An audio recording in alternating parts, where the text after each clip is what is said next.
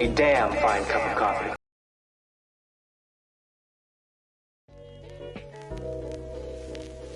Wait a minute.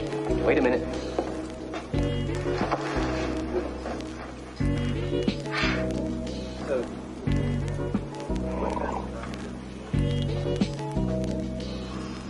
You know, this is, excuse me, a damn fine cup of coffee. A damn fine cup of coffee. A damn fine cup of coffee.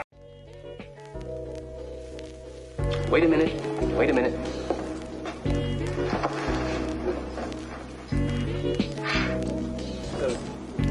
A damn fine cup of coffee. You know, this is, excuse me, wait a minute, a damn fine cup of coffee. A damn fine cup of coffee. A damn fine cup of coffee.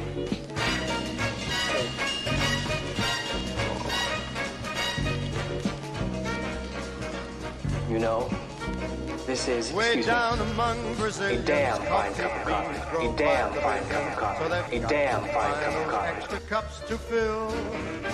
They've got Wait a minute. Wait a minute. Coffee in Brazil. You can't get cherry soda 'cause they've got to fill that quota. And the way things are, I'll bet they never will. You know, they've got a zillion this is, excuse me, coffee wait a minute, in Brazil. a damn fine cup of coffee. A damn No fine tea. cup of coffee. A damn fine cup Or of coffee. tomato juice, you'll see. No potato juice, 'cause the planters down in Santa's all say no, no, no. The politician's daughter was accused of drinking water and was fined a great big $50 bill. They've got an awful lot of coffee in Brazil. You can't get cherry soda, 'cause they've got to fill that quota. And the way things are, I'll bet they never will. They've got a coffee in Brazil. No tea, or tomato juice. You'll see. No potato juice. 'Cause the planters down in Santa's all say no, no, no. The politician's daughter was accused of drinking water. You date a girl and find out later she smells just like a percolator. Her perfume was made right on the grill. Why, they could percolate the ocean in Brazil.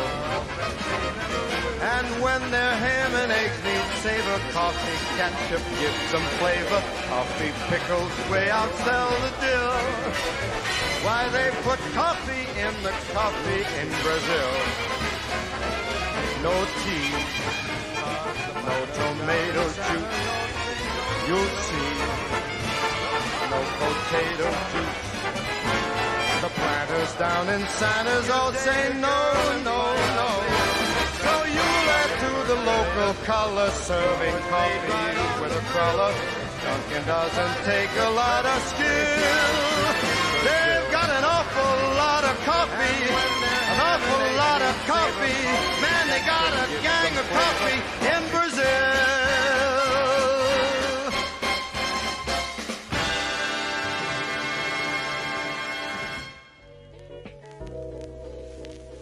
Wait a minute. Wait a minute.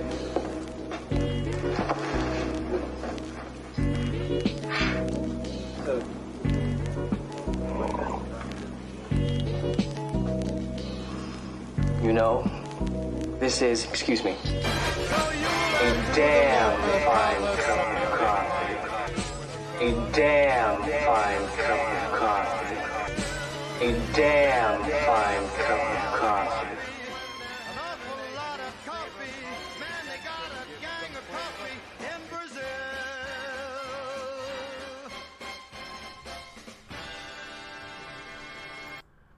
Hello, hello, hello. What ho? Oh my gosh. This has been so stressful.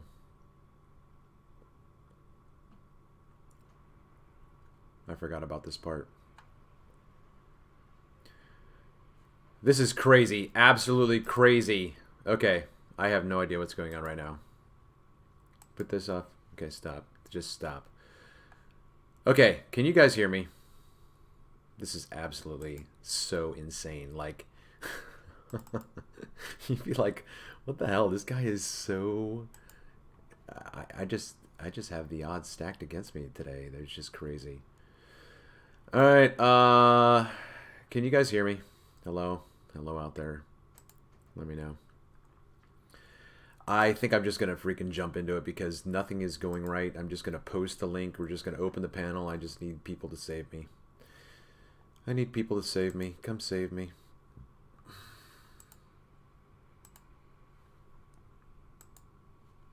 I don't even know if you guys can still hear me. Is anybody... Do I get... Yep. Nope. Do I get... Hello?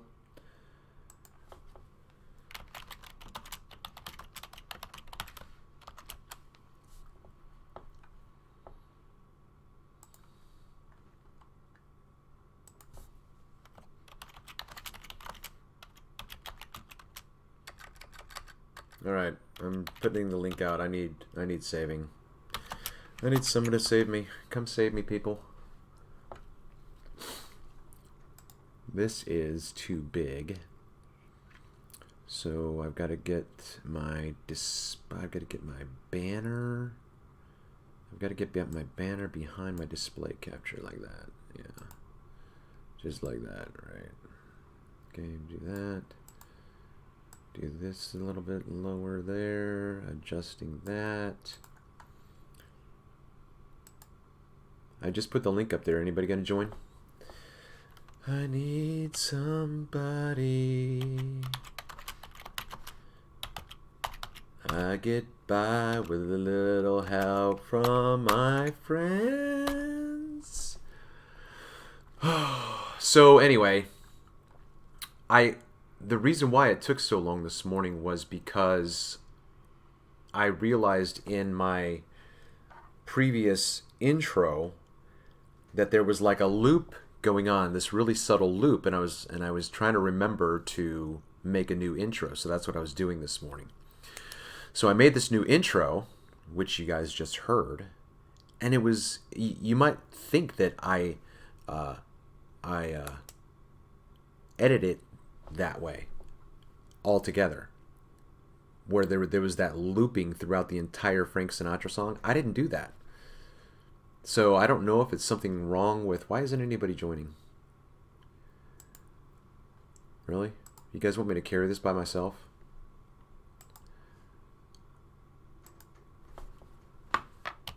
Why is no one joining?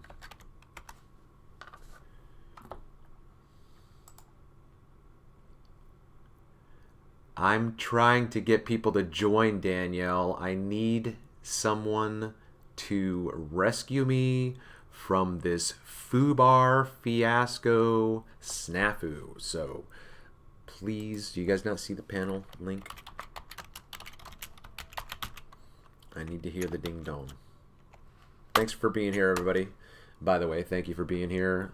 Laurie, Sean Smith, Danielle, Ali B, Cynical Skeptic, Derek is out there. Right the Hand I Saw, Band Saw Bandit is out there. John Watson. I really don't get it. Why aren't you guys joining? This is not going to be fun if it's just me. So the other funky thing is that YouTube is like really bizarre right now because I can't go to my channel and then open up my history. Hello, hello, who's that? Please save me from myself. Oh, there we go. I don't know why that wasn't popped up as a normal thing. Who's there? Identify yourself, please. It's Sean. Hey, Sean. What's going on, Travis? Oh my goodness. I just try to provide a decent show. I try to put together a new intro. I thought it sounded great, and then I process it and it put it in a different file, and then I couldn't find the file. And then when I played it, I heard all of these loops.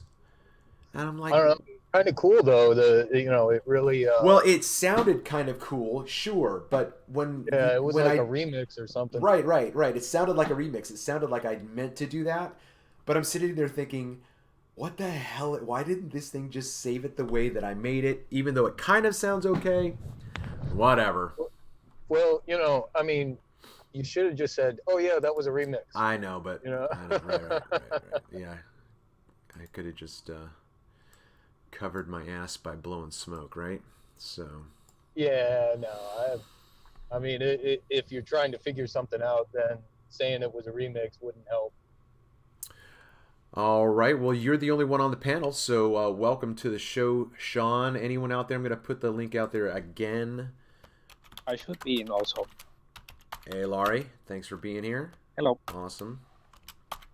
All right, going to put the link out one more time, and then I was going to play this video that is a gyro compass marvelous machine video. It doesn't have any sound, so you guys won't have to worry about it. Laurie and Sean, you wouldn't be able to hear it anyway if there was sound, but there's not sound, so don't worry about it. And I'm going to share my screen, and then we'll play it, and then we'll see where we go from there. So let's get some flat-tards in this panel because I don't want to carry the show by myself.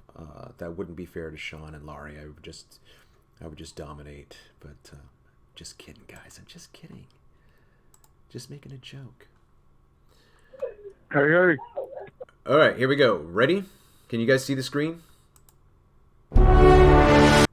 Yep. You see that? Okay, I'm going to put my volume down because it's a little bit high. And I've got the desktop audio going, so here we go. So this is a gyro compass homemade redneck demonstration.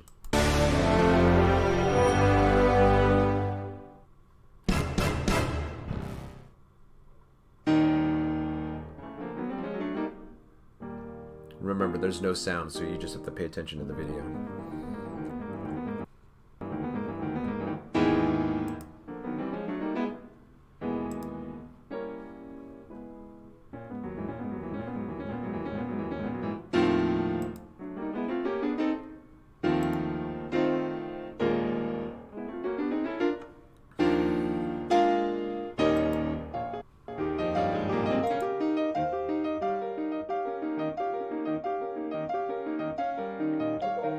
Sound check. Sound check.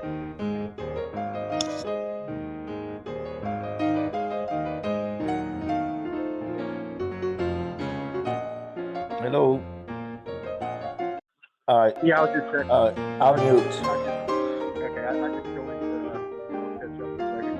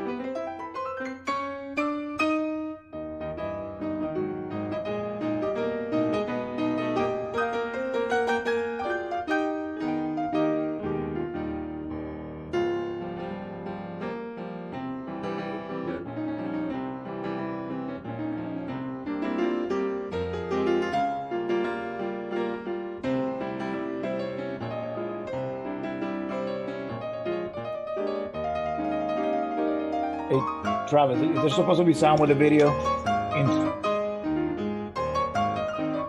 Yeah, no, but I don't hear the music. I only hear. If I go to YouTube, if I turn YouTube sound on, is that gonna double feed? Do you know? Yeah.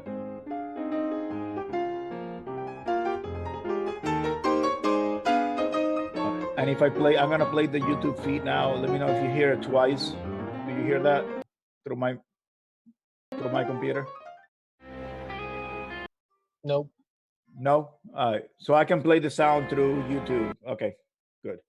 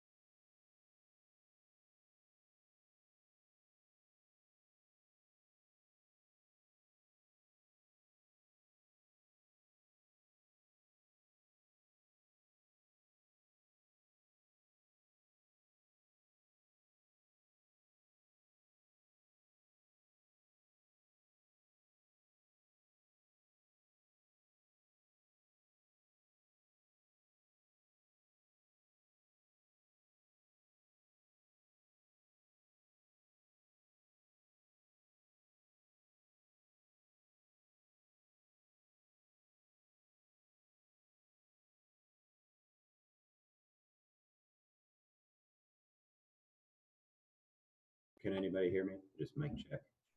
Okay.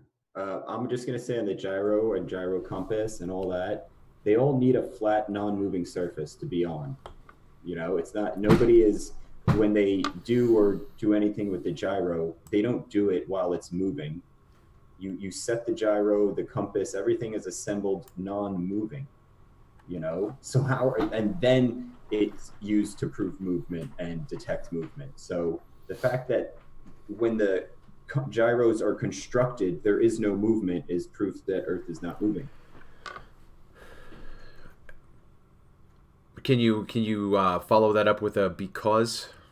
Well, because if the gyro is, the whole point of a gyro is to detect movement, and the detecting of movement, you need to have a stationary foundation to track movement. If everything is moving, how do you know what is moving in relation to what? There needs to be the stationary, non-moving reference frame in which movement is defined as, like, and that's the problem with when you get everything moving. You know, you can't say what is moving at what speed. Like, that's why you ask a ball, they'll say we're all moving with Earth. They already put everything moving, so there is no non-movement in their model because everything's moving. You can never not stop moving. Yeah, I think that you're bringing up, I think, a crucial aspect of our critique of Coriolis and Foucault and everything else, right?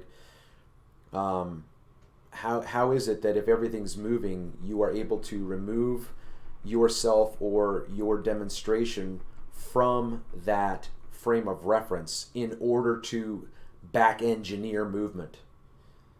Exactly. It's the same scam they do. Not to I don't want to get on this, but it's the same scam they do with air pressure. It's like they remove one thing and then just bring it back. It's because it's all effects. You have these effects, and the compass, even if it did show something, that doesn't prove it's from the Earth. You know, it's this long list of just, oh, but this, but because of this, but because of this, and then they start with their original thing.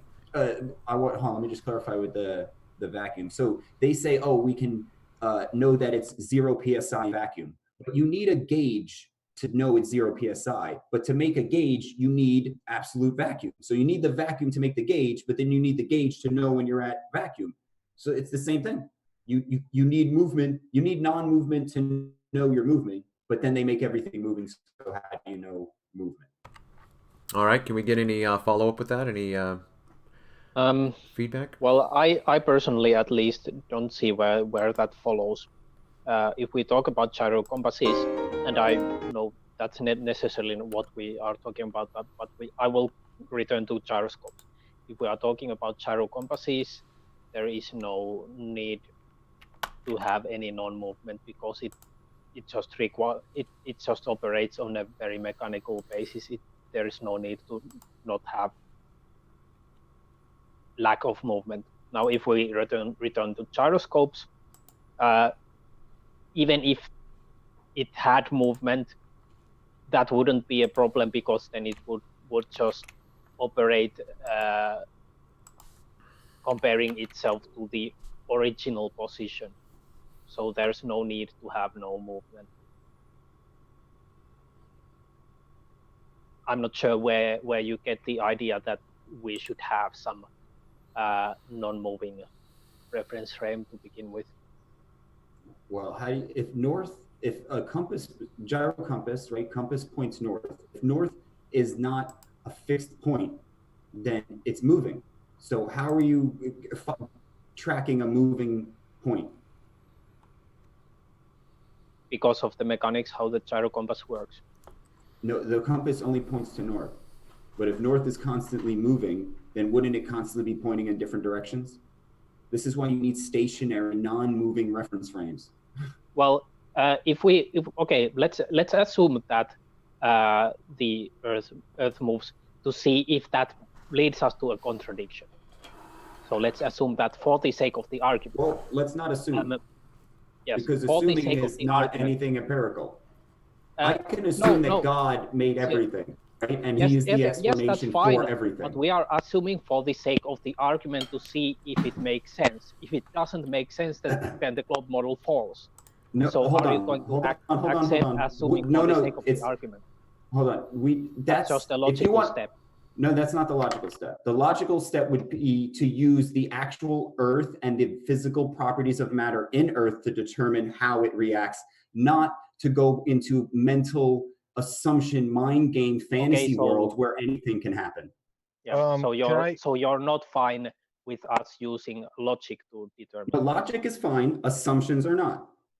If you want to say, I can logically say that a rock will fall in air because I can demonstrate with the physical properties of matter that a rock will fall in air, then you can say logically rocks fall in air. If you want to say that Earth can be a ball with water stuck to it in a vacuum chamber with atmosphere stuck to it while there's the moon orbiting it while it orbits a sun while spinning, I want to see that in reality, not in assumption fantasy land. All right, let me jump in real quick.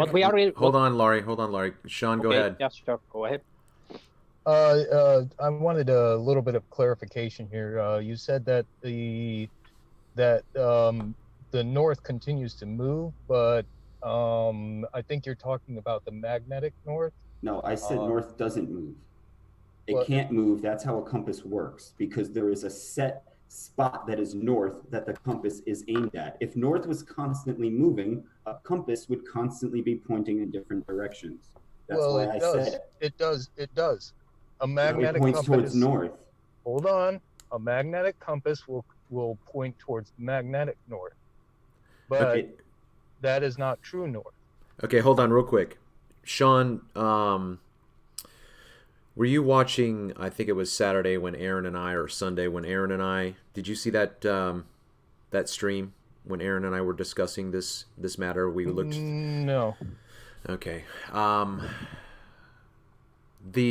just going to describe it right now, and I'll try to see if I can pull up a picture of true north. But if you think about this, the amount of miles in circumference from what you would consider the axis of rotation in the north, from our location, that distance is so great and broad, the magnetic compass is going to point in the same direction because it's such a big area as the gyro compass. They're going to point in the same direction. There's no way for you to be so finely tuned to get into 1 degree or half a degree and say that magnetic north is actually 800 to 1,000 miles off of true north. Okay, so that would still make it a general area.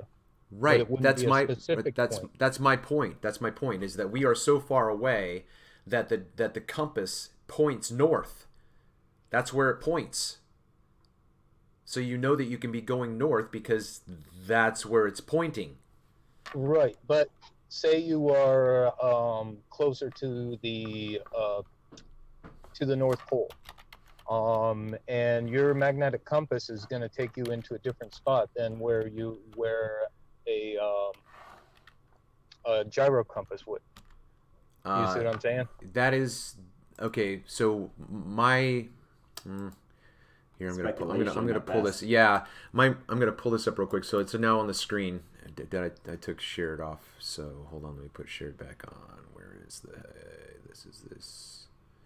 You know, a big part, like he said, is there's an area, and it's probably like a bullseye, you know, with the outside, which is a little weaker, so the compass will kind of point there, and then it gets messed up. And then the gyro compass is probably more precise, so it will point to the inner bullseye, but it's still both an area. Okay, so here we've got this grid, right?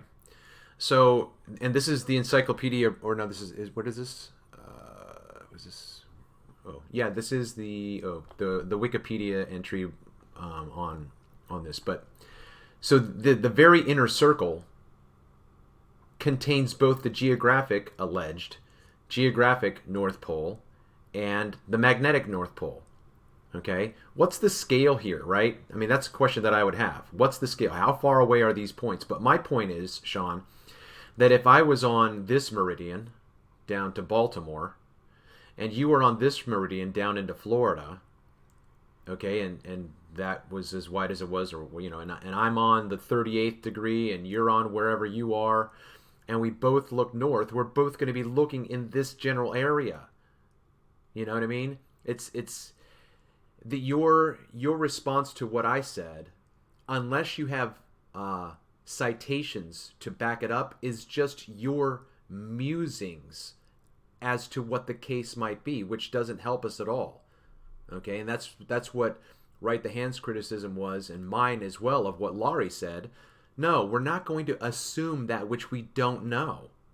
We could then make up anything. And if you start to make up anything, then you're going to make up anything to substantiate your making up anything. So we have to start with a bottom line basis for both of us to start with. And for Right the Hand, and for myself, and maybe for anybody else on the panel or out in the audience, I'm not comfortable with saying, well, let's imagine. I'm like, no way. Well, no, exactly. I have to correct. I have to correct also. I didn't say let's imagine. Assuming for the sake of the argument is a logically valid step to see what would happen. Okay, so in let a me. certain case. So okay. it's just a logical step. I know. I hear what you're saying. So that's completely understandable. But I hear what logic, it's not. Let's just imagine. Okay, I hear what you're saying, but I disagree. So, what's your basis for making the assumption at all? Well, calling it assumption is a bit misleading, perhaps. Well, didn't it's you? Basically saying. Okay, hold. Stop. Let's back up the truck. Have you start over, Laurie. Start over, because I thought I just used the word that you gave me, and then you said it was not a good word. I'm trying to explain it, and then you say, "Okay, stop. Are you going to?" I need to just start with clarification. Okay, so. Yes, and I was trying to clarify, and then you say, "Stop." All right. Silly. Okay. Go ahead. See, I was actually trying to clarify that the original term I used may have been misleading, because see, we are kind of playing different. We are sort of talking different languages. So I was trying to use a word that is not essentially different, but gets the idea to you in a way that you will accept it. Can we start over? Talking about logically. Can we start over? We are talking about the logical analysis. So let's say I look outside the window and I see that my thermometer says it's 20 degrees outside. If I decode that in the language of logics, I will say, okay, my thermometer shows that. Assuming that my thermometer is correct, the temperature is this and this outside. So in that context, do you find the assuming that in some way objectionable? Do you have a problem with assumptions like that? Well, you're not assuming in that particular case. You know, exactly. Hold on. Let me finish. I'm not assuming in this case either. Laurie, hold on. You know previously, based on interacting with thermometers before, that when it's cold out, it will have this effect. So there is no assumption, it's knowledge. So where is the knowledge that the Earth is a ball, if you're going to use that analogy? Well, we know that from moving. Well, that may have been a sort of a bad example. Maybe a more accurate example would be. Okay, let me stop just real quick, please. Let's assume there are moon Laurie, nuts. listen to me, please. Listen to me, please. I really want to give you the platform, but I don't want us to create different threads for us to pull on. Let's stay with the gyro compass, can we? Maybe and use. Yes, but we are doing this by clearing out whether the word assumption, like this is a fundamental misunderstanding that flat earthers have, that we cannot assume for the sake of the argument. Have you heard the phrase assume for the sake of the argument? Yes or no? Do you understand what that means? Do you understand what that means? Yes, I do. Can you explain it? Because it seems that we have a misunderstanding on what that means. Well, If- assume this. Okay, go ahead. Okay, if gyro compasses. Well, hold on, just real quick, Brian. I would really like Laurie's question to be answered. So, are you going to directly answer his question? He just disappeared. Okay. Okay, so Laurie, for the sake of argument, let's assume. Okay, you begin with a basis for an argument, and when you say, let's assume, for the sake of argument, you are going to create, whether it is an authentic straw man or not. It could be a steel man. It could be a straw man. But in order for me to argue a certain point, and have a conclusion, I have to begin with minor premises. So I understand. I'm trying to think through. The hiccup that I have right now is what I would attribute to the spin of pseudoscience. So I understand what assuming for the sake of argument is, but in a courtroom where logic prevails, the prosecutor, if the defendant said, oh, for the sake of argument, let's assume that my client, and the prosecutor would say, objection, Your Honor. Objection, this is not logical. We have no basis for this assumption. So I would side with right the hand, and that in this instance, our assumptions need to be based on something in reality. I would actually, because I asked the question, what is assuming for the sake of the argument? I will now in turn answer that. Assuming for the sake of the argument is taking a premise and seeing what the logical conclusion of that is, in terms of finding out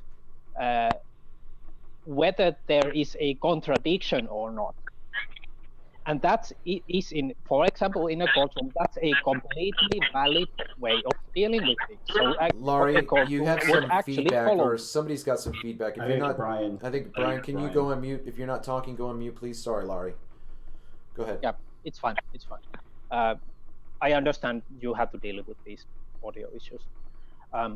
A courtroom would, in fact, for example, if we see whether someone has a motive, you don't know whether the person has a motive. You are going to assume for the sake of the argument and then see if that's logical. So that it's just logical analysis, and then we can do that for both models. We can assume that the Earth is flat and see if there are logical contradictions. We can do the same with the globe and assume that it's not flat and see if there are contradictions. The point is, I'm not saying anything beforehand that, oh, it's a globe, now we cannot move away from it. It can as well be the weapon to destroy the globe, because if we assume it's a globe and it doesn't fucking work, then we use the assumption to destroy the globe model. So that's why you cannot just say that we cannot assume. It's stupid, it's silly, and you don't know what assuming for the sake of the argument is. Okay. If you don't understand it, that it's logically a valid step. Okay. Again, it's not a stupid argument. I understand the dynamics of what we're talking about. When you said, began your response, you said, let me explain what assuming for the sake of argument means. And then you said, we begin with a premise and then look at the steps that follow to see if it makes logical sense. Is that pretty much what you said? Yes. Okay. I would disagree that that's what assuming for the sake of argument is. If you're starting with a premise, you're starting with a claim. A premise is a statement of fact. And then whether or not that statement of fact leads to a subsequent statement of fact, another minor premise, right? So assuming, again, is, I'm just going to say it this way again. As an outsider now, Laurie, as an outsider, as I look into the logic and the scientific methodology of the globe model, Laurie, all I see all I hear is spin. It's spin.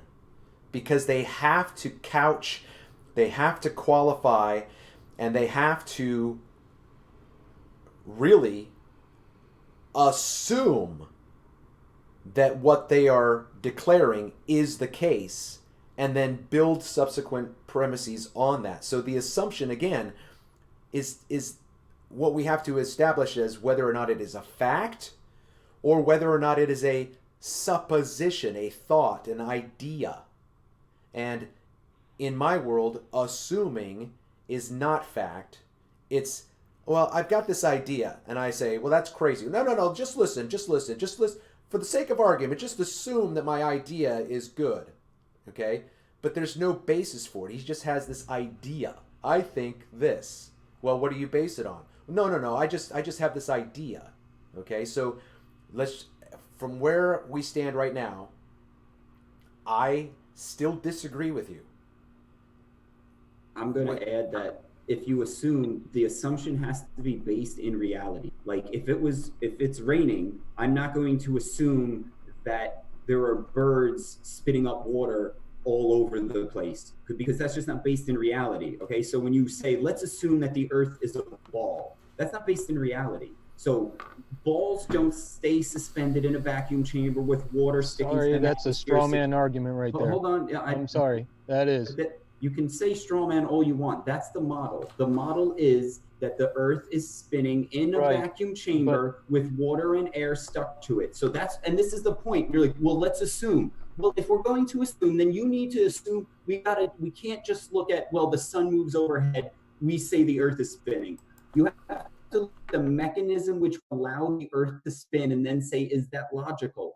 And I'm sorry, part of the entire foundation of your model is that it's in nothing. It is suspended in nothing. And this issue is that you can't demonstrate any of these principles, therefore they are not possible. So why go down the assumption route? Because you're just going to start making excuses. Well, we can't get water to stick to a ball because of this.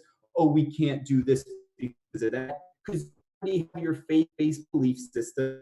I'm going to keep inserting why you think what doesn't happen should. And that's why assuming is so bad, because you'll be like, oh, well, yeah, a boat disappears like that. It's because of this. And then you can't prove it, but you assume it, and you already have that the earth is a ball. Okay. For the sake of this conversation, let's continue with the fundamental statement that we cannot make assumptions. Now, I would actually attack your position by saying that you assumed that what we see in nature doesn't fit with a moving globe, because you said that the compass would have to show in different directions, and you assume that that wouldn't fit with the globe model. And I would say that you cannot then make that statement because assumptions are not possible. That's not my statement. Hey, My statement let me interrupt. Let me interrupt for 1 second. Did anybody? I got cut off. Did anybody hear my my declaration about the gyro compass before I got cut off? Okay. Okay. Well, don't forget. Cue me in when you can. I was going to. My claim wasn't about that. My claim was about if your underlying fundamental explanation, right? You can't just look at the surface. Like if it's like, oh, the sun goes overhead, we have this explanation that the earth is spinning. Okay, that would explain it if it was just in that context and nothing else. But when you start looking into, well, how is the earth spinning? How big is this earth that is spinning? Why does it spin? Like all these things, that's where the questions start arising. And that's where you have to really start, you got to start making things up. Well, there was an explosion 4.5 billion years ago that threw all of this I would matter ask out. that we move back to the original question. Yeah, I was going to right. That's why we don't go down the assumption. When you stay in reality, what you I would actually love with, to have a decent conversation and not someone just babbling about random points. Okay, hold on, Larry. He's not babbling. Okay, I babble, right? because we're doing this stream of consciousness, we're doing this off the cuff, so we're trying to formulate statements and ideas and communicate them as we're going along. But I do agree. Let's try to maybe bring it back to something a little bit more more sustainable. Can you go back to what you wanted to say originally, Lori, without, let's say, saying, for the sake of argument, let's assume, I mean, like, what is it? Well, I can say the same thing, but I can not use the word. Sure. So start off with your right. Yeah. So lead us down. Lead us down the path that you want us to consider. Yes. Basically, the original argument that I was given to argue against was the Earth moves in the globe model. The compass would point to different directions, and we don't see that. My question is, how do you know that we don't see that? If, for example, you are sitting on a car and you are pointing to a mirror and the car moves, and then the car turns, your hand is pointing to a different direction, but it looks to you be pointing at the same direction because you are in the same reference frame as the car. That same thing would happen on the globe. So what would be different directions in 3D space in relationship to, for example, the sun, would look to us to be the same direction when we are on the globe because we are in the same reference frame. So I don't think there is any good reason for you to assume that that's not what's happening. Well, because that situation would require a stationary reference frame and a car moving on it, not a moving object with another moving object on it. So you've now left what reality demonstrates to assert your fundamental belief and faith that the Earth is moving. I'm sorry, I didn't get your argument there. Why are you saying? What is your objection here? Because in order to have a car moving, the car must be moving over a non-moving object, and that's how you know the car is moving and not the object. Because if the object was moving or rotating, maybe the car is standing still and the object is moving under it. So in order to have movement, you need a non-moving reference frame.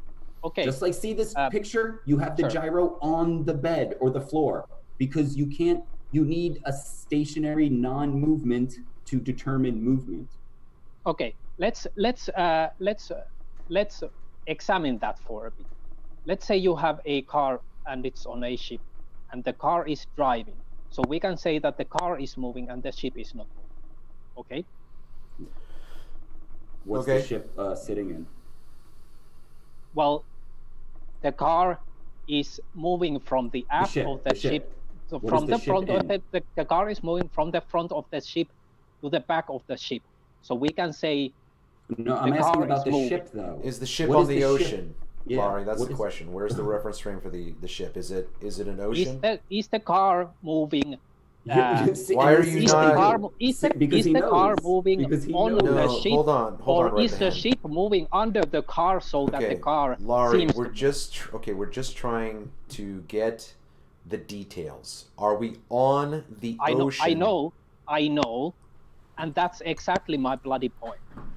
You cannot say because the car is obviously moving because you are. Objection, Your Honor. This is a non-answer. We have clearly asked a question. Why? Okay, let me ask. Why is it a non-answer in your opinion? Because you're ignoring Earth and the reference frame that the boat is in. I'm not ignoring it. Then tell us what reference frame the boat is in without mentioning the car. I'm not ignoring anything. I'm pointing to you. So then talk about the boat and not the car. By this example, okay, I'm gonna try to. I'm gonna jump in here. I'm the judge right now. Okay, both you two, prosecutor, defendant, be quiet. If you are asked a direct question, you need to answer that direct question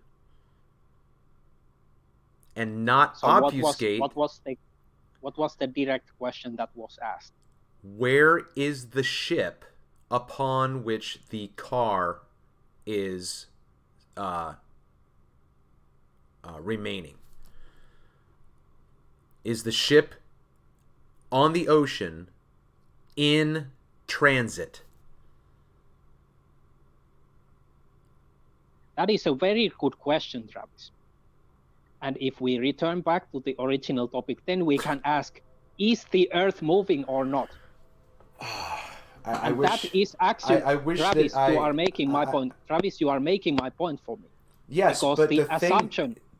assumption, I could ask the chat right now, Laurie. I could ask the chat right now. Chat, do you think that Laurie is answering my question right now? Asked. Well, no. Can I explain real quick? Not really. I really don't want to tag team. No. Well, I mean, kind of. You guys are both going at Laurie at this point as well.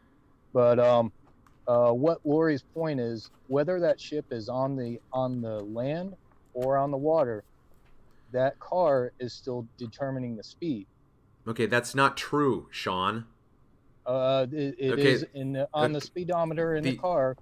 That car is determining the speed. Okay, the only thing that's going to differentiate the car from being on the land or being on a ship is if the ship is docked and not moving. Because no, if the car is moving and the ship is moving. Okay, Sean. That speedometer is going to read the same. Sean. The only thing that is going to be similar about the land and the ship is if the ship is not moving. I haven't mentioned car, Sean. We have to start at the very basis right now.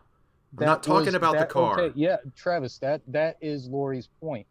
The point I think I can clarify this. The problem is the car is moving if the ship is moving. So if you have a moving ship and the car is on the ship, but the speedometer says 0, that doesn't mean the car is not moving. The car is moving. And what you're doing, hold on. That's exactly. And what you're doing is you're saying, let's ignore the Earth as a reference frame. Remove the Earth so you only have the ship and the car. It's almost as if it was just the car on Earth. And you're saying, well, how would we know if the Earth or the ship was moving? Because it's not. Because you would have no idea, and this is the point, and this is what you do.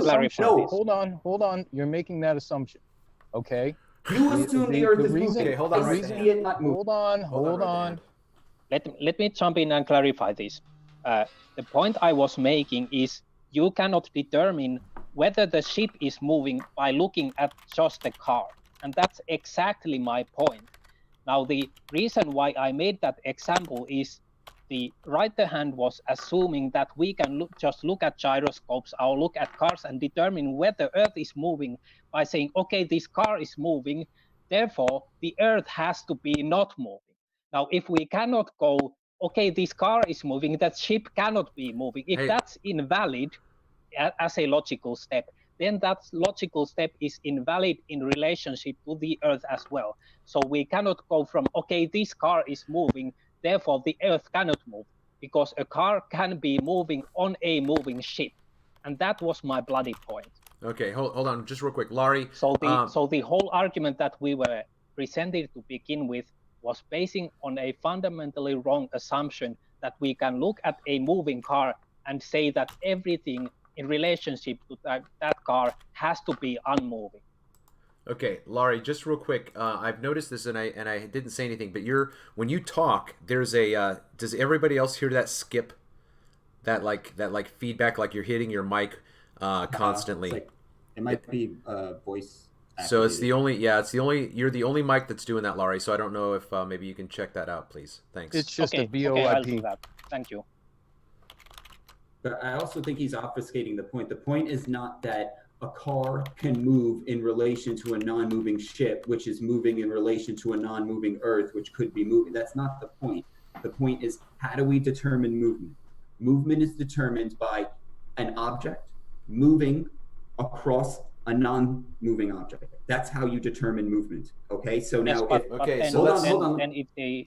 the ship is moving on the water, does that mean that the car cannot be moving? The car is moving, yes. How do you think they get cars from China to America? They put them on a ship and they drive them over here. If they weren't moving, they'd never get here.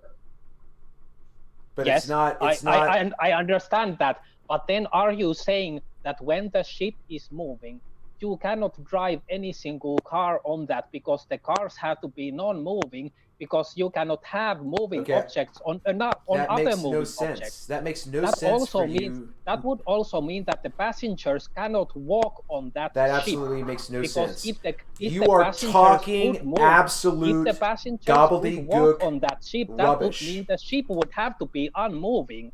So you cannot have any movement on that ship as long as the ship is moving. Laurie, do you not see what kind of silliness you are arguing a red herring. Hold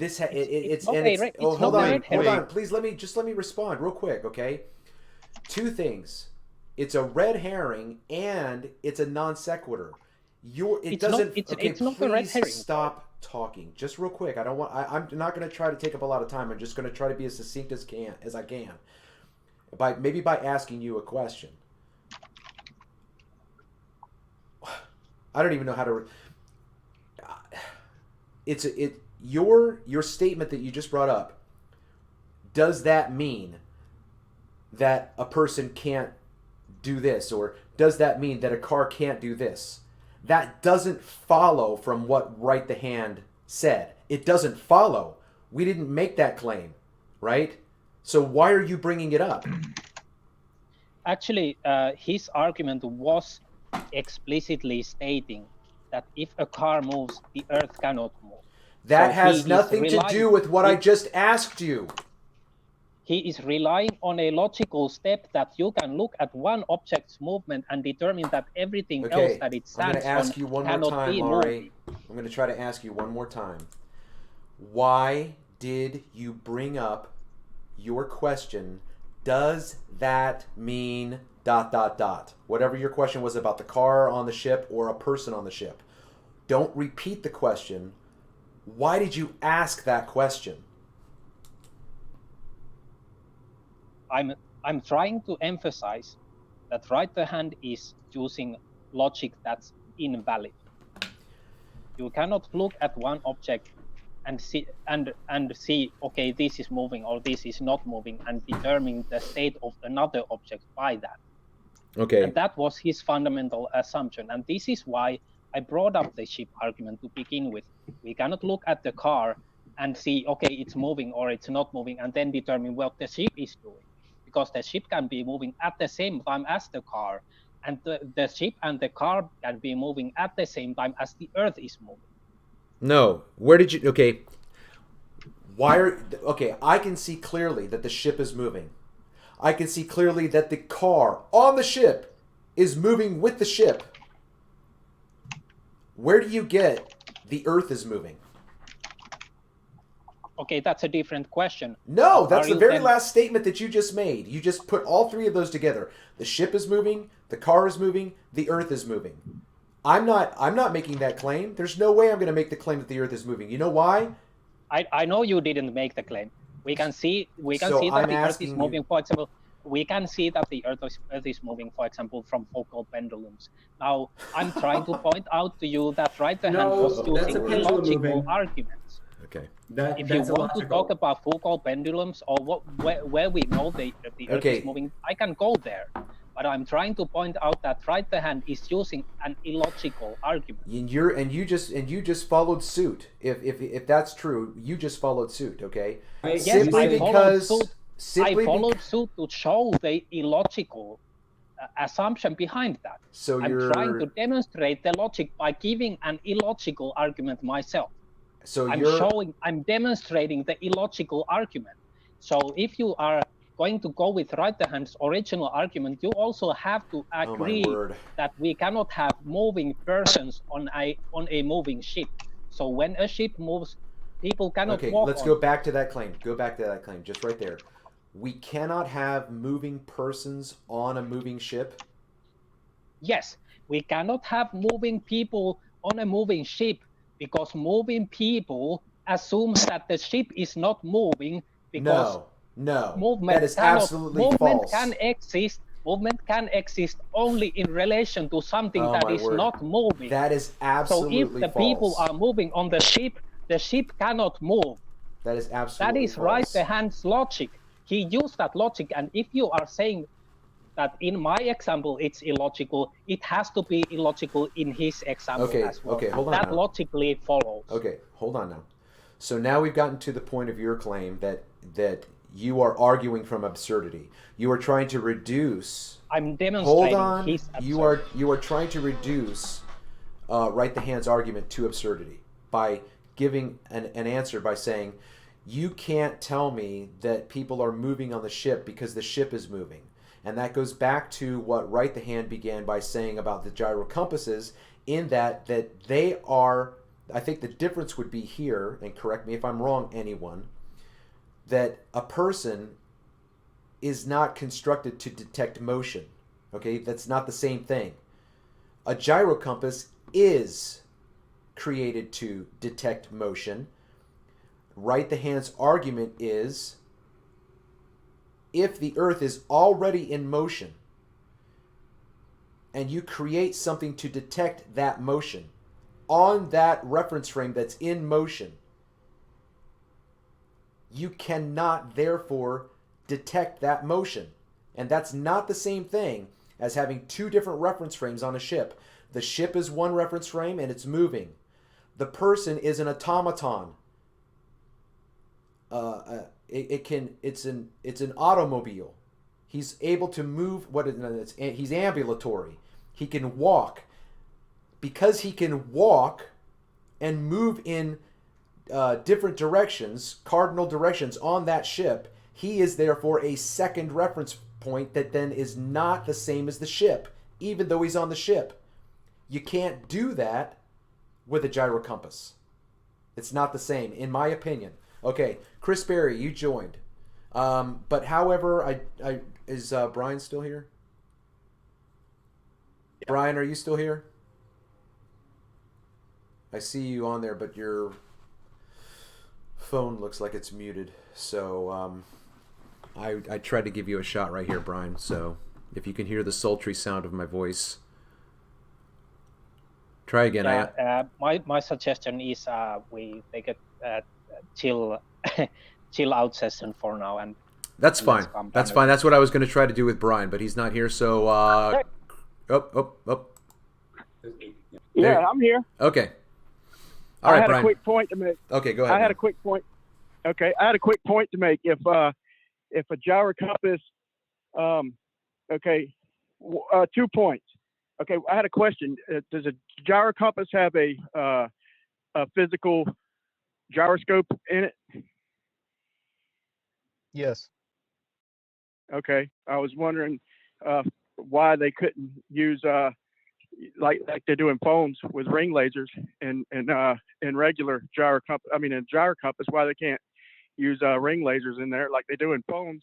But the other thing I was going to say is if a gyro compass proved the globe and you were south of the equator, then it would point south, and it doesn't. I mean, a gyro compass doesn't prove a globe in my opinion. That's actually a really good point and something I was going to mention. So based on the video that Travis has pulled up, so Travis, I really just joined. I don't know how much you've talked about this or not, but first, okay, cool. So maybe we can kind of kick that off. But either way, so first of all, note that the platter is flat, right? And it's a flat platter, so it's not round.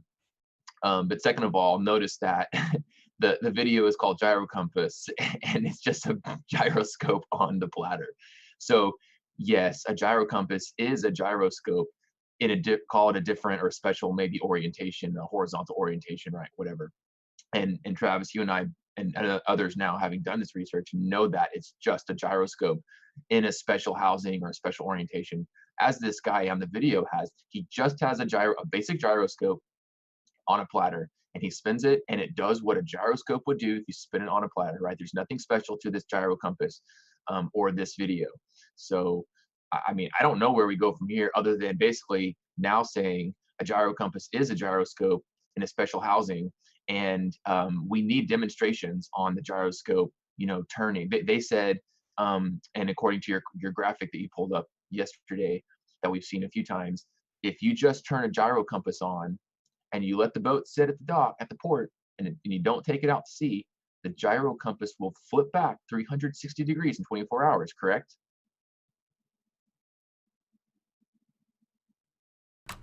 That's outside my pay grade. Okay, I would so have to look that's it up. right. So that's my understanding of the graphic and what Big Blue and others are saying, and even Rumpus.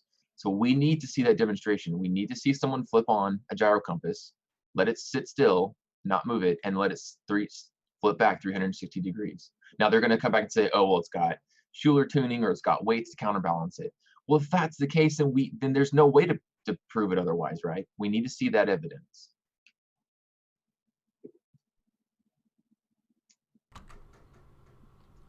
Anybody? Yeah, the gyro compass is not my forte, but part of what Chris said was, yes, there is a gyroscope inside of it, but what this guy is showing, that platter is part of the gyro compass. It's not just a gyroscope sitting there. It's representing the Earth. It's representing a part of the gyro compass, because it has to have the axis to be able to turn like that. Do you see what I'm saying? Because if that gyroscope is just sitting nowhere, it goes through the whole motion. It shows right, the guy. It shows the guy spinning it with the. Yeah. No, hold on. There's no spinning rotor, so this is just an inert contraption right now. It's not moving. Okay, so then they show the fact that he's rotating it just like he's going to do in the next scene when the gyroscope is rotating, right? So there's no alignment. This is not trying to align with the angular momentum, nothing, right? Right.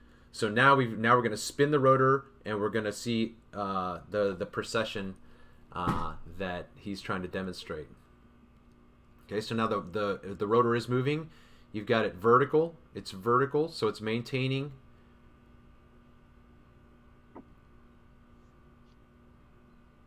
Except now it's not. Look at that. Look at that. It's changing. Right. So Big Blue just said in chat, Chris Berry, not a gyro compass. A sensitive gyroscope would remain fixed, but not a gyro compass. Well, clearly the video is showing that's not correct, right? It's not remaining fixed. It's moving with the platter. Yeah, so this was the rotor is spinning. When this guy started this, it was vertical. Hey, look at that. It's vertical and it's spinning. Now he's gone around like 720 degrees, and now it's horizontal. Yeah, it's not an overly sensitive gyroscope. That's one of the things that how do you? Well, then why is he using it? Yeah, how do you make an overly sensitive gyroscope, Sean? But why is he using this in his demonstration? I have no idea. I've never built one. Well, again, but if you want me to, I could probably build one. Well, no. But the thing is that, and I have this problem too, right? If I'm confronted with something I don't know, I might just ad hoc kick something out of my mouth. And that's what you just did. You just said, without any knowledge as to how finely tuned this gyroscope is, evaluated it by saying, well, this isn't a finely tuned gyroscope, okay? But you don't know that because you're not the guy doing this, okay?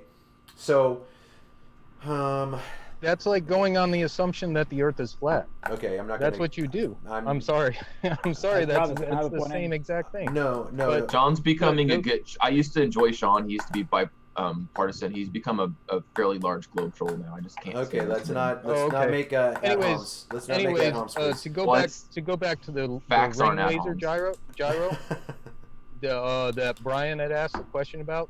That's what they're using on ships now. Okay. All the mechanical ones, I mean, there may be ships out there with mechanical ones, but they do use the laser gyro right now.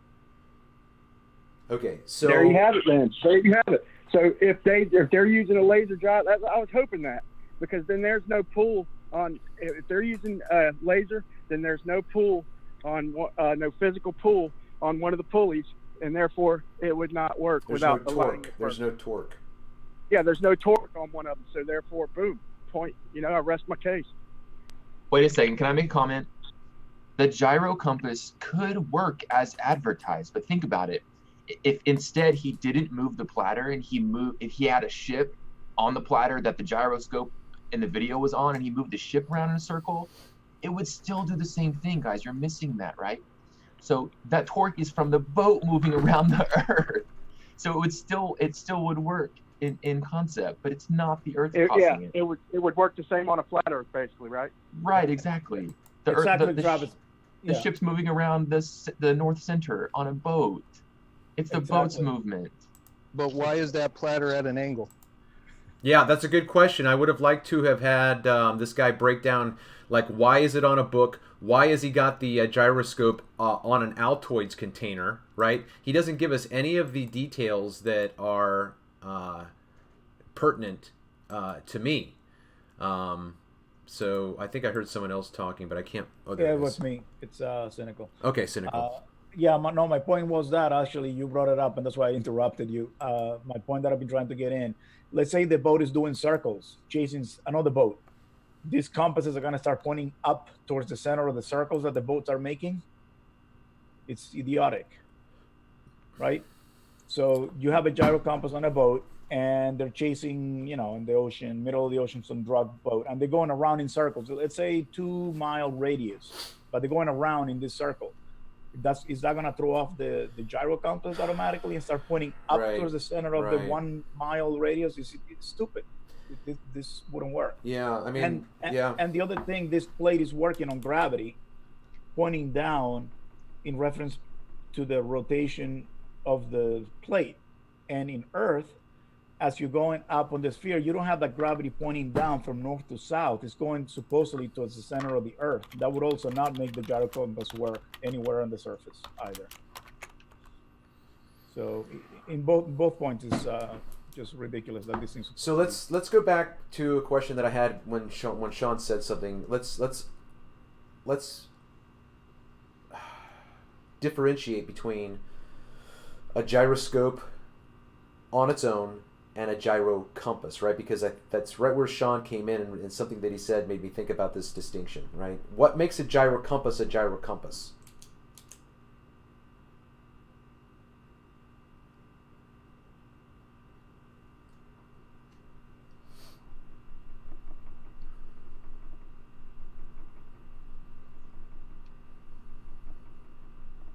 Only that there is a compass attached to it, so you can set a direction and it'll maintain it. Okay, so the thing that you started out with, Brian, was saying that I think you even asked the question: is a gyro compass simply an encased gyroscope? Yeah, that's a part of it, right? It's a gyroscope isn't a gyro compass, but a gyro compass is a gyroscope. Right? So can we get a confirmation from what Brian said? Wait. Go ahead. Can you repeat that? I don't think that was correct. A gyroscope isn't a gyro compass, but a gyro compass is a gyroscope. So it's mostly correct. I actually think a gyroscope is a compass without, this sounds weird, without a compass attached. But if you use that gyroscope and if you drew NSWE on it, on the 4 points, right? I agree. You could turn it into a compass. I agree. Yeah, but I think that right. Yes, and that's a qualification and a variable that you are now introducing. But on its own, a gyroscope doesn't. Without those variables, without those markings, it's not gonna. Yeah. So fair enough. So yes, for the most part, yes. But the principles of the gyroscope are in the gyro compass. Yes. So again, I think I didn't get a chance to listen back to the entirety of my interview with Big Blue yesterday. I don't recall whether or not I got a full answer on how a gyro compass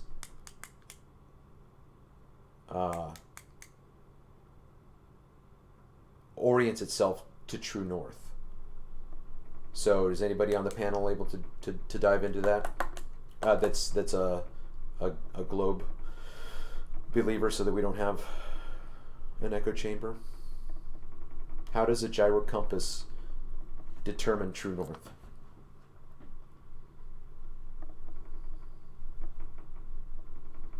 I think this was already explained by Blue well enough.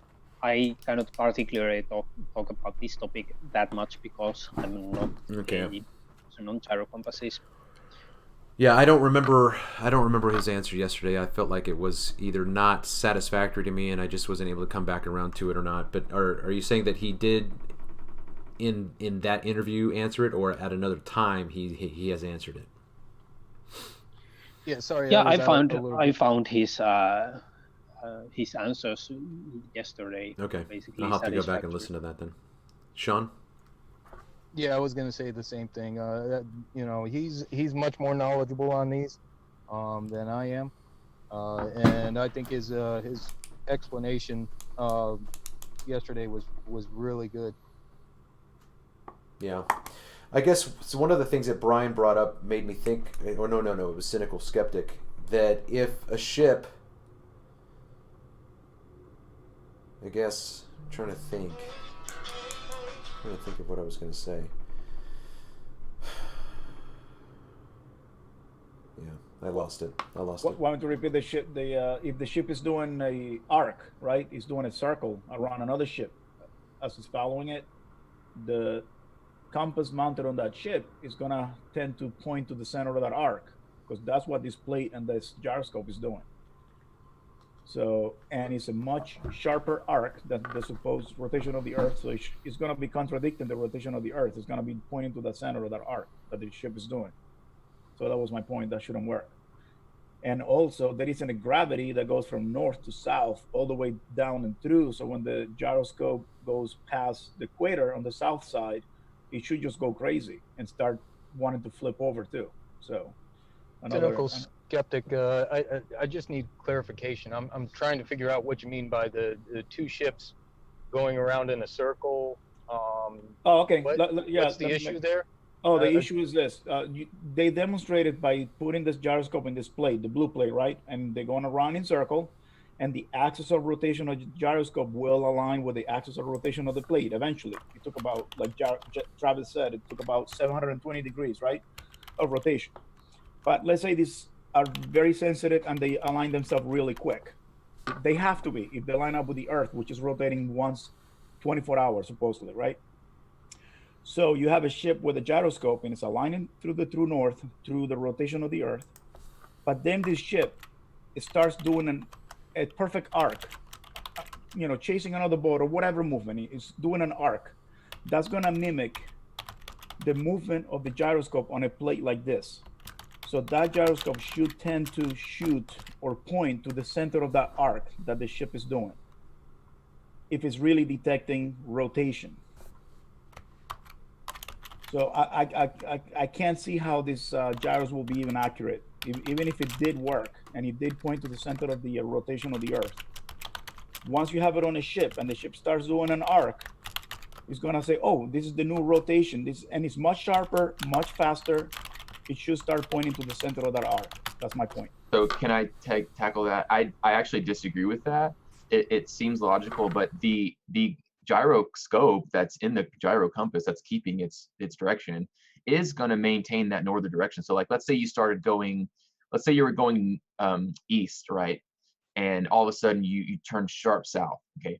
Well, as you turn any direction, in this case south, the gyroscope internally is going to shift direction, right? It is maintaining the direction of whatever you set it to begin with. So that I don't see a problem with that, but it's only moving because the boat is moving, not because the Earth is moving.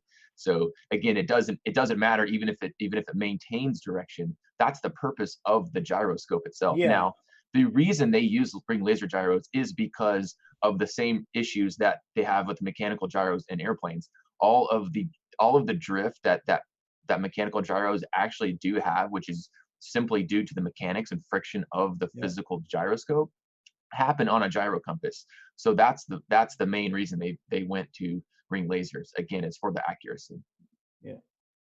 Yeah. I mean, but I will be more impressed with this test that they had on the blue plate, if the gyroscope, besides the point that they were rotating it, it kept pointing north, then I would be impressed and say there is something there. But it's just finding the center of rotation of the plate. That's not. Well, that's part of it. Is like I said, there's that plate is part of the gyro compass. There's a spinning plate with the gyroscope fixed with it. You see what I'm saying? That spinning plate is sped up to a high speed before anything else happens. When they say they turn on a gyro compass, it's a powered mechanism. Yeah, and I know there. I saw a show. I think I don't know if the one that Big Blue was talking Well, and about. That they spent imagine 2 the or 3 gyroscopes scale. within each other. Yeah, go ahead. Imagine the scale too. Like he spins it around what 5-6 times before it flips on its side. That's 5 or 6 Earth rotations, people. Like it wouldn't happen. Yeah, I would like them to tie this plate to a clock and have them spin not even every 24 hours. Let's say 6 hours. It will never align itself to the plate. Okay, that's an interesting. Yeah. So if we're going to allow for the assumption that the Earth is rotating once every 24 hours and that rotation is so slow, then this demonstration would have to be along that scale, and and this person's finger, like you said, would be a minute clock, would be a minute hand. Yeah. What are you talking about? Allow the assumptions. I thought we were not doing that. No, that wasn't me. That was you and Chris earlier. I'm addressing the fact that this presentation here is operating on this model, right? And you're making, and you hold on, you are then be an assumption. No, because we're addressing your claim. You're making a claim. If you want to make a claim, make a claim. Don't call it an assumption. Okay, that was my point. It's a premise. It's a claim. I believe I said that earlier on. So if you want to say the Earth is rotating, I'm going to say prove it. And if you say, well, let's just assume, you've just removed the requirement of proof, and then anything goes. No, I'm not okay with that. If you make a claim, I'm going to ask you to substantiate it.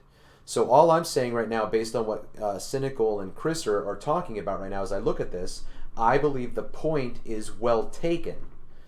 That if we take the argument that the Earth is rotating once every 24 hours, and that rotation is so very slow, so very slow, then this demonstration is moving too fast.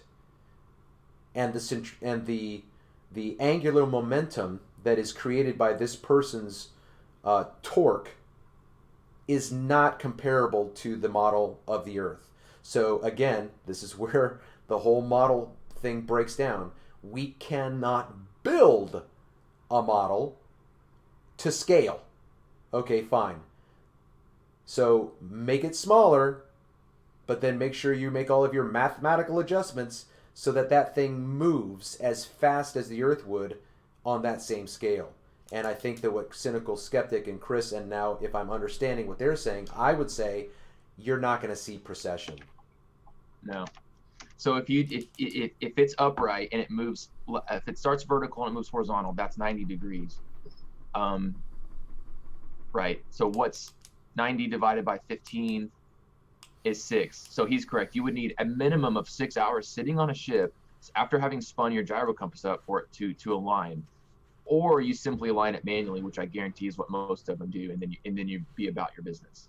And all you would have to do, again, this goes back to my point with Sean Smith earlier, is use a normal compass and point it in the general direction of north, because that's all you need, unless you're actually going there. Because if you're moving on a metal ship. No. Don't misunderstand me. Do not misunderstand me. Okay? The point is that you have to just simply know the direction of north and point and align your rotor with that meridian and then spin it, and then it's going to maintain its rigidity. That was my point. I understand. That's right. I understand why they don't use compasses and metal ships, blah blah blah. But that wasn't my point. That's okay. So going back to your point, and also with just with that reference that you had about the magnetic north and also the true north. So if both of us were on separate meridian lines leading to north, and we both, one of us had a gyro compass, just for posterity's sake, we'll say you had a gyro compass and wanted to head to true north, and I had a magnetic compass and I wanted to head to true north. Well, once we got to a certain point, I would be so far off of true north, heading closer towards our target, while you would be dead on. Do you see what I mean? Oh, I was on mute. I understand your argument insofar as it goes as an argument, but my criticism is you don't have experience in that demonstration. You're just talking about an idea that would be true if you are operating on those certain elements of your model. We would have to go out and do it in order for me to acknowledge the fact that you were right. I'm not going to just grant that you're right. I'm not going to grant that because I don't know, you don't know. All you're doing is going off of the narrative. That's what the narrative tells you. But there is no such thing in my world as true north in the in the globe model sense, because there's no axis of rotation. Because that's the reference for true north and what was it, geographic north, right? That's the reference for that location. That's the center point of the Earth's spin. So going back to our model again, that one page that you had brought up, if you look at it, there's 2 points on there, or well, actually 3. There's true north, there's magnetic north, and geomagnetic north. Yeah, I mean, okay, so here it is right here. Mm-hmm.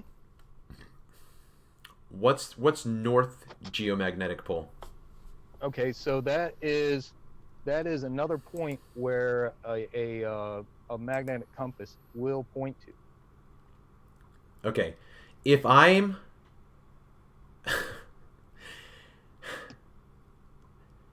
when does my compass become precise enough to differentiate between north magnetic and north geomagnetic and north magnetic? To tell you the truth, I don't know when it would become when it would tell you the difference or anything. Yeah. So let's look at where we are at. It would be a general idea of where magnetic north. All right. What I have to do? But if we get closer, can someone like say we were in Greenland, then you're going to have 2 separate norths at that point. No, that's again in your narrative. You and I would have to go here and do that experiment. Otherwise, it's just rhetoric. You're just telling me. Well, Travis, I mean, you're more than welcome to go and do it. Sean, this isn't my claim, Sean. Don't put this back on me. Okay, listen, don't. No, your claim is that it isn't. You said we would have to do it. Okay, so go do it. I don't really care. No, you do care. You do care because you. Actually, I really don't. Then what are you doing here, Sean? Like are you a troll? No. Okay. I like the conversation. Okay. I like learning. Okay, then you do care. Okay. So here's my question now. Let me just try to bring it back to the discussion that we're looking at with this grid that we have right here. Okay. Again, for the sake of argument, based on this grid right here, you see where my little magnifying glass is? Right here. Yeah. Okay. I'm going to try to stay as straight as I can. Okay, I'm going to go down this way, go down. I've just passed through the North Geometric. Now, I would have to have an atlas large enough for us to get down to wherever this location would be in the Atlantic, right? Let's just imagine that this is somewhere maybe down the eastern seaboard, okay? Right? If I'm in a ship off the coast of Georgia, say 200 miles off the coast of Georgia, and my compass is pointing north, which one is it pointing to? Well, if you're going from that far away, it's just going to point towards north. Right. It's not going to differentiate between Right. that. Right. That's right. Let that poignancy. If you were coming from, say, China or something like that, it's going to continue pointing north until you get to a certain point, and then you may have a split or a difference. You see what I'm saying? No, I see what you're saying, and that was my question again. And if you don't know the answer, I don't either. The question is, when would that line get crossed? Remember, I said that yesterday, or I said it, I think, when I was talking with Aaron in the show that he and I did, when it said that at certain latitudes the compass gets out of whack, but it didn't tell you which ones. It said at higher latitudes. Okay, 80, 75. Which ones? See, there's so much ambiguity. It doesn't mean anything. Okay. Well, here that kind of goes back to the point that I was making before, that the magnetic poles move on the Earth. So while right Where's now your proof of that? the magnetic pole is there, well, we can go back to the information provided throughout history. But while the magnetic pole is there, it may have been at a different GPS point at 10 years ago, 20 years ago. I don't know exactly the exact dates or anything, right offhand. Yeah. My ultimate criticism is this whole model falls under the Saint Nick fallacy. Okay. The Saint Nick fallacy is that there is a premise upon which all other minor premises are based. The major premise that Santa Claus delivers presents to all of the good boys and girls throughout the world is false. It doesn't matter how logical or coherent every minor premise that follows to prove the major premise is false. Okay? The Earth Can you demonstrate that? The Earth is demonstrably stationary. Can you demonstrate that? Yeah. Actually, I was fine. Let me finish my point. Let me finish my point, please. Don't try to detract me from making my point. No, Laurie. Yeah. Laurie jumped in. Laurie. Yes, rather address Sean than me. Okay.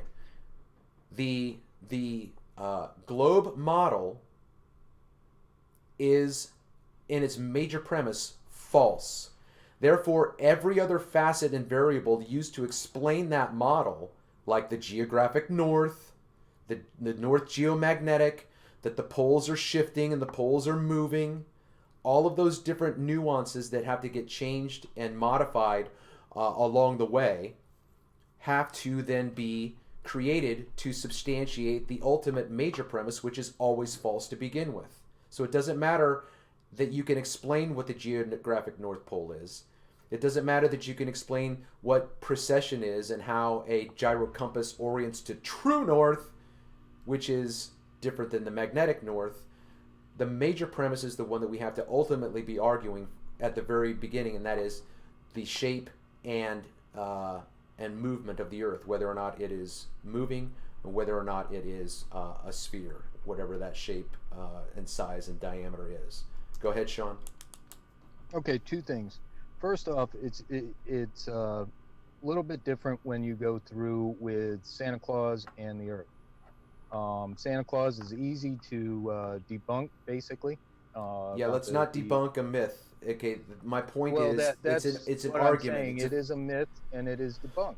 Yeah, but that You you're know, missing So the it's the forest. globe. You're missing the forest for the trees. Okay. no. Hold on. Now to the other one, the other point, which was, um, the if you were saying that there is evidence against the globe, you know, I would like to see it. That's my thing, because while the claim is that nope, we live on a stationary Earth. Well, you have to prove that, because we can go through the proofs for our globe, and we can continue to demonstrate that and show more and more evidence. But Throw for the throw a ball up in plane, the hold air. on, hold on. But until you can prove that it's a plane, then I'm sorry, it's just a claim. Sean, It's a myth. you have been. It's an observation with interpretation. It's not a myth, Sean. Okay, we both have observations that we experience on our terrestrial plane, on our terrestrial ground. Okay, so it's not just a myth; it's an interpretation of observations. Now, you and I can both present our own observations, which is what I prefer, to then substantiate our arguments. You have been in this discussion long enough to know at least 3 points that I would bring up as evidence that we are on a stationary flat plane. Okay? You don't need me to do that. You know what the arguments are. So it doesn't follow that there are no arguments. That's just not true. Absolutely not true. Okay? A plumb bob proves that it's stationary. Just a simple plumb bob. Plumb bob actually proves that that is not stationary. That's a retarded response. Sorry. Well, let's Sorry, not. you're retarded. Brian, You're hold retarded. on, Laurie, come on now, Brian. Rather than make an ad hom, find a question. Why don't you follow up Sean's statement with a question? Okay. How does a stationary plumb bob prove that we're in motion to 3 different directions?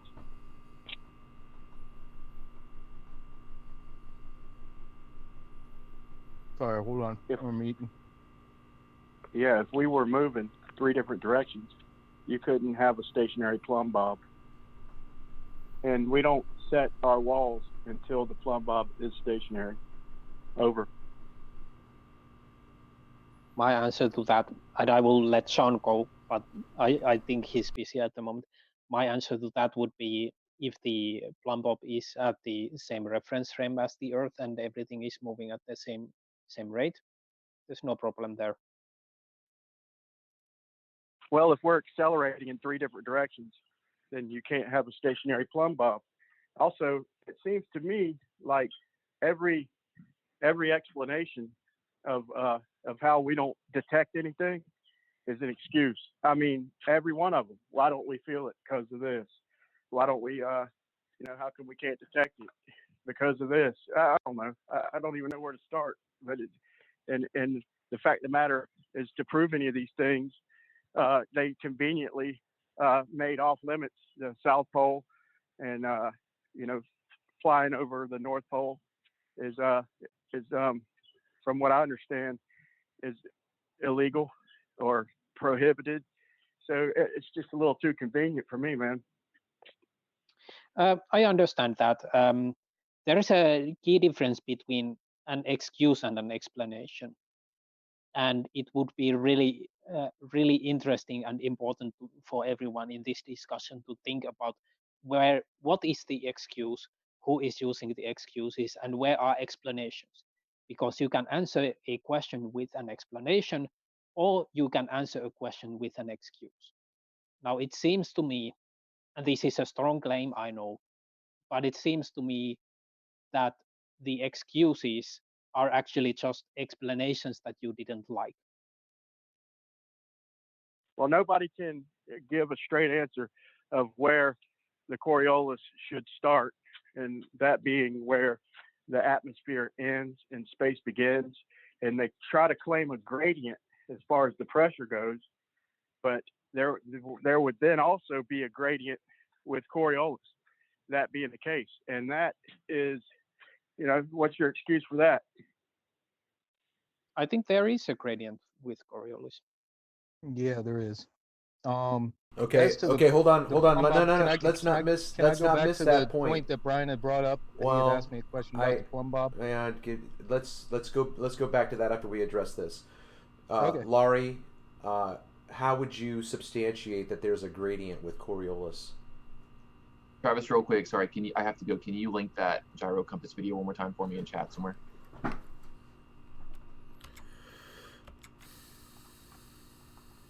Laurie? Sorry, I was kind of waiting. Did you hear my question? Yeah. How would I substantiate that there is a gradient for Coriolis? Yeah. I'm not sure how I would substantiate it, but it already rose up in earlier conversations. Like there were really, really solid conversations on Jose's about Coriolis. And I kind of really like that because I kind of got confused about Coriolis myself. And then I was wondering, okay, how does this work? But then those kind of nailed it down again for me. Well, how I would substantiate it, I'm not sure exactly. I would have to look into that. Okay, but why would you say that you think that there is a gradient then? Can you answer that? Based on my physical understanding and what I have heard in the conversation. That's a non-answer to me. It's not specific enough. Based on what you've heard, I cannot give you more specific answer. Well, but then that takes away from the fact that you should... Hold on, I'm sorry. That takes away, in my opinion, that takes away from the fact that you can make an affirmative statement then. If you say, I believe that there is a gradient in Coriolis, and then I say, well, what makes you say that? Well, things that I've heard. Well, what things have you heard? Well, things that I've heard people say about Coriolis, it makes sense. I would say I have the same amount of room to say that as the person who said who seems to assume that there isn't. You're reversing the burden. No, I'm just saying if the person who seems to assume that there isn't a gradient can assume that, I have every bit as much room. Yeah, that's deflection. And a bit more because I have actually been in the discussion, seen the logical arguments, and while I cannot give you 100% scientific proof, I have seen good evidence that I cannot totally point out, but that's more than just coming up with things out of my ass, which is what the other person did. Okay, so hold on real quick, Brian. Hold on, I'm sorry. Yeah, go ahead.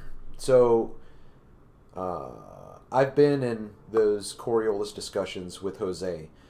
Now, I might not have heard what you heard with enough clarity, but I don't recall hearing anything that I would have said, even intimated to me that there's a gradient in Coriolis. That never even crossed my mind until it was brought up in this conversation. So I just, again, I would be interested, Laurie, and I'm not trying to catch you out and make you look a fool. I'm trying to understand your claim. So, I understand that. Okay. So can I? Go ahead, Sean. I try my best. Can I toss something in here? Okay. Yes, sure. And this is my understanding. I'm not claiming to be an expert or anything like that, but the way that I can think about it is kind of like a whirlpool.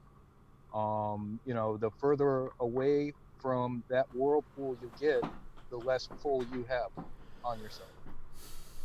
You see what I'm saying? Yeah, but whirlpools aren't top secret. And the explanations we could achieve by visiting the North Pole, the South Pole, or just them demonstrating some evidence of Coriolis, which they never have, are all conveniently top secret. And that should bother y'all. Well, and if wait you look a minute. it up, No, if you look it up, you will find a few different answers. And that, to me, tells me that they don't know. Well, I will disagree with you on the Coriolis. You can look up the military handbooks for firing off ballistics, which shows you the calculations to be made for Coriolis. they will contradict This each is other. this is all rhetoric until we get Hold to. on. No. I'm going to finish my statement. I'm sorry. That's all rhetoric until we get 2 snipers. One who is going to adjust for Coriolis, one who is not. Until we get that done, this whole field manual rhetoric means nothing. Why would you use snipers? Why wouldn't you use something that can actually lob further distances? Because Where y'all it claim actually- snipers. Hold on.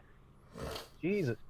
So the reason why I'm saying that is because most shots that are going to be at a shorter distance aren't going to take that much Coriolis into effect. It's not a very strong force in that sense because you're talking so localized. But if you're shooting long distances, yes, Okay. it will be taken into effect. Okay, what? Coriolis is hold on, easily Brian. demonstrated. Yeah, I know, Brian. Hold on. Just hold on. Let's try to stick with this. Are you talking about a sniper at long distance, or are you? It sounded to me, Sean. It sounded to me like ballistics, as in like a howitzer or something like that. Okay. So now, are you the standard for everybody else? Because in 90% of the discussion on this, it's a sniper. Always. Whether other people use a sniper or something like that, I don't care. Okay. The thing that I go for is going back to the military handbook for firing off large rounds. Okay, so you just said then, working backwards, that the distance a sniper covers is so small that Coriolis is insignificant.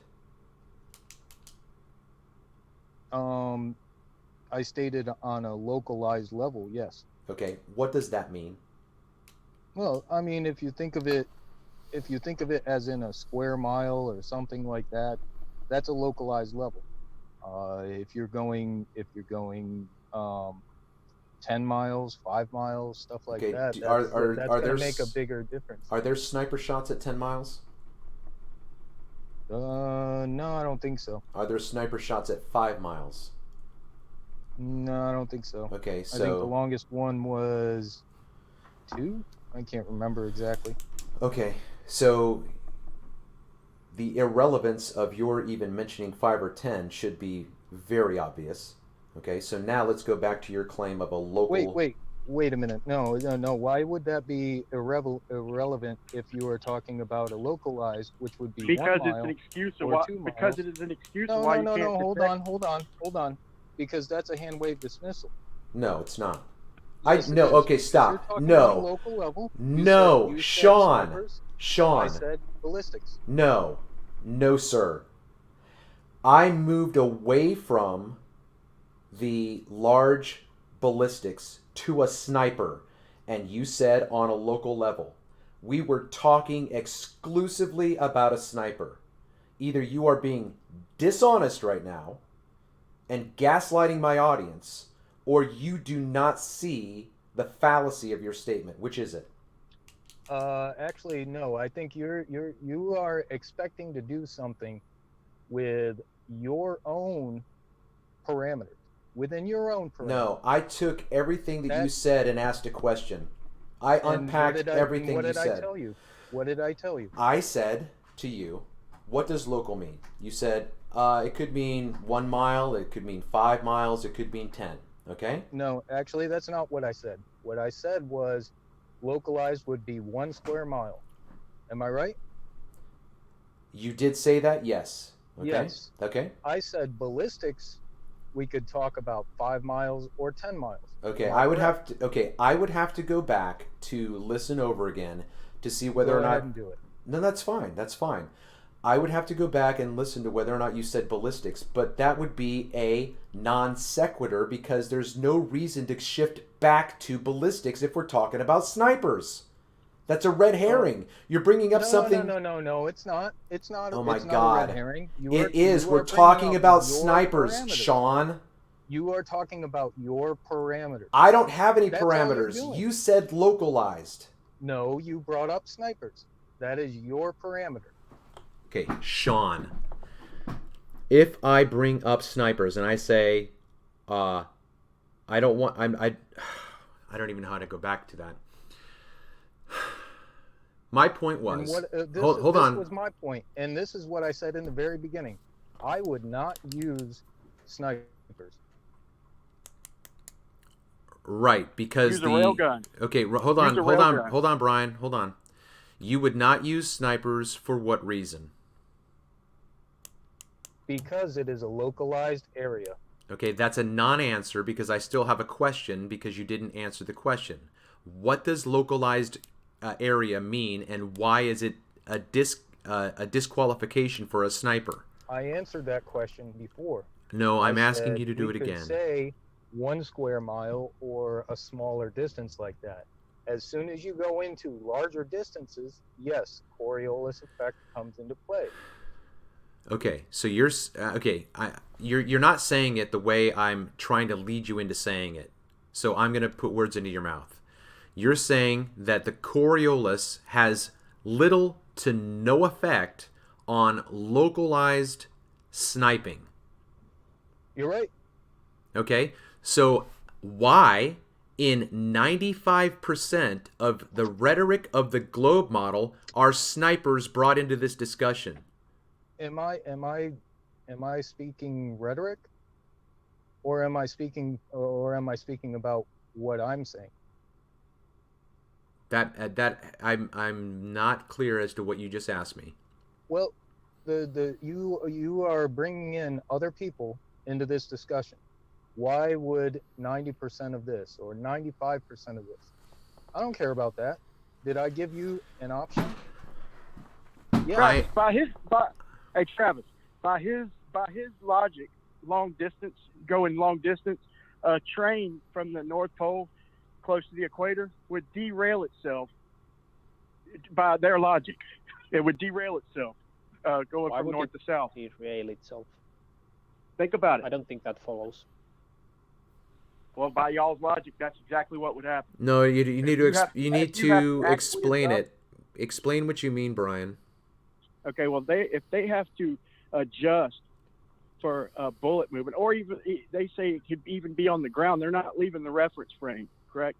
So it could even be something rolling on the ground or flying in the air, and it would actually deviate. They say it will actually deviate in the same reference frame. So by that logic, a train would deviate and derail itself. Okay, let's look at how fast the train is moving. Is train moving faster or slower than a bullet? Is the train moving slower or faster than a bullet? It's all attached. It's all attached. So it's moving any speed at all. Let's call it 20 miles an hour. And it's a long, very, very long train. Okay?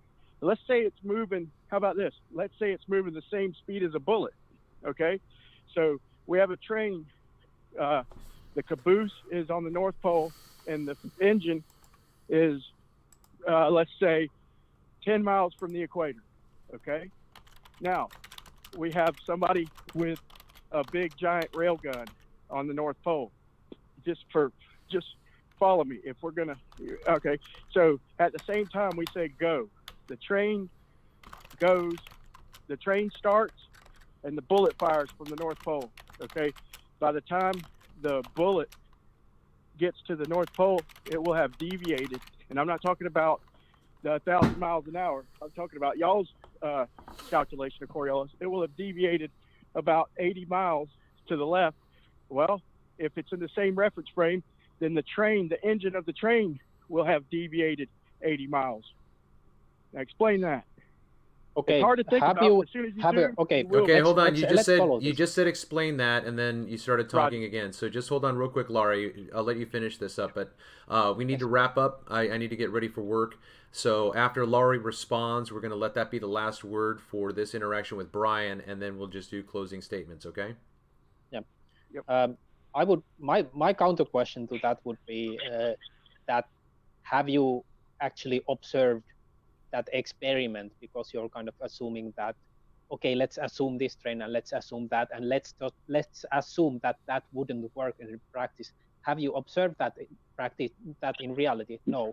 So No, you're I have kind of not. assuming that You- that no, wouldn't no, work. Okay, I have Brian, not, hold on, but that Brian. is- Brian, hold on. Okay. If you want to make your response your closing statement, that's fine. But I don't want to go farther into Got discussion it. right now. I'm sorry. I got to wrap it all up. Okay. Yeah, that's fine, Travis. Okay. All right. So Brian, why don't you take this moment for your final statements as a response to Laurie, I guess. Okay. Just to sum it up, I'm a person trying to get to the truth, and I research all these things. And what I find are a lot of convenient roadblocks, a lot of unnecessary classified information, and to me seems a little bit convenient. And yeah, I could not do an experiment with the train and the bullet, but I'm going by the chalkboard that George did on the round table presentation, you know, trying to use a chalkboard to prove things. So I'm just trying to open your eyes. If you think about that after this show and you try and explain it, you're going to have problems. It's and you may come up with, to me, would be an excuse of how it works. And everything we don't see, like Coriolis, we don't see it because it's too small. Everything is conveniently unnoticeable. The motion of the Earth, you know, everything, and then the speed around the sun.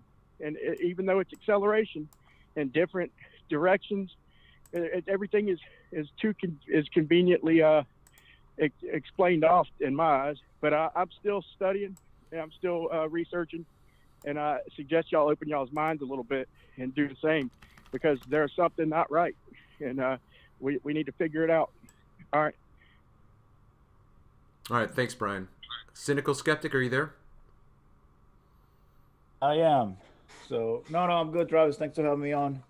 Don't have much to say. You know, the conversation was good, and I was just researching on the sniper stuff. So just if you guys didn't find it, it was 2 miles. It was a Canadian who did a 2.2 mile. And I was reading through the article. They supposedly say that they did take account the Coriolis effect, but I find it very suspect. Everything else is so much greater. The wind, the drop, and everything. Plus adding Coriolis, and they hit that shot. I mean, they did hit the shot. It was on record, but I think Coriolis is bullcrap. Anyways, nice talking to you guys. And we got Laurie. Yeah, I think the train example is just not good at all, because we don't have trains that go as fast as bullets. So even going with that assumption is kind of a thought experiment that we cannot even observe in reality. So it's kind of a moot point. And if we take a look at how trains work, they go slower, and then the trains, then the rails are by them all the time, so they would actually change their momentum much more easily than a bullet going through atmosphere. There are so many different things that were not taken into account, and if we actually took those into account and did the calculations, it would just turn out to be just fine. Now, that would be an excuse to some people. To me, it's an explanation, because if we actually do the calculations, it just works, and that's fine by me. I want to also address the assuming for the sake of the argument.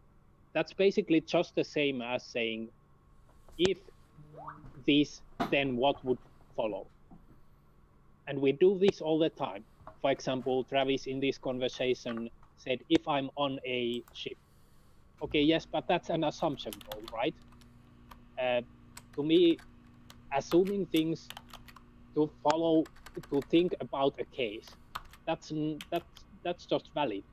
If you don't say, okay, this means that we cannot question it, this means this is true forever, we are just taking that to follow the logic, and it's a completely neutral tool, because you can use that kind of tool to debunk things. I can, for example, assume that there are Nazis on the moon, and then I can debunk it by showing how insane it is. And if globe Earth is insane, I can assume that it's a globe and then follow it to conclusions and show that no, it doesn't work. And I can do that with the flat Earth as well, assume it's flat Earth and show, okay, yeah, there are too many contradictions, it cannot be. So it's just a tool. There's nothing more to it. It's just a logical tool. And I can just if someone objects to the word assumption, I can just replace it with, okay, if this. So in my case, I think getting stuck at that word is a bit unhelpful. End of my rant. Thank you. All right, thanks, Sean. Travis, thanks for having me on. We were having a good discussion for a little while, and I'm glad we can come to terms that we all live on the earth at least. But for everybody out there, like and subscribe. Travis is working hard at trying to set up his platform and make sure things are good.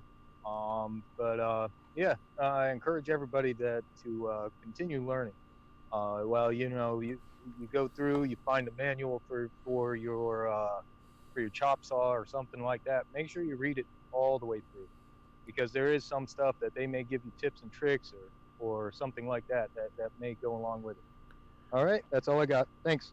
All right, just to follow up that last statement, then I think they should put those in the front. That's just me.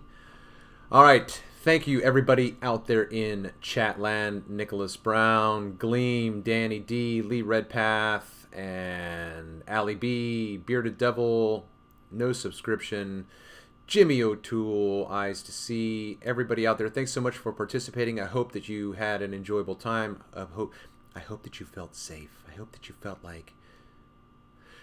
And so what I'm going to do right now is at the end of this, I'm going to play the gyroscope video again from the beginning of the show, just to wrap up. This has been Cof7eeSode's episode 7, Torqued Off Tuesday on The Plain Truth. I'm your host, Travis Finley. Until next time.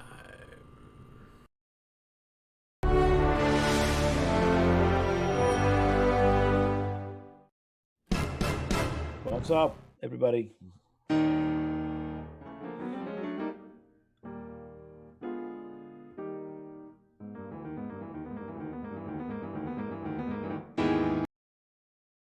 Yeah, Sean G has to play it through his speakers on his computers to hear it on the inside chat. It's a pain in the ass.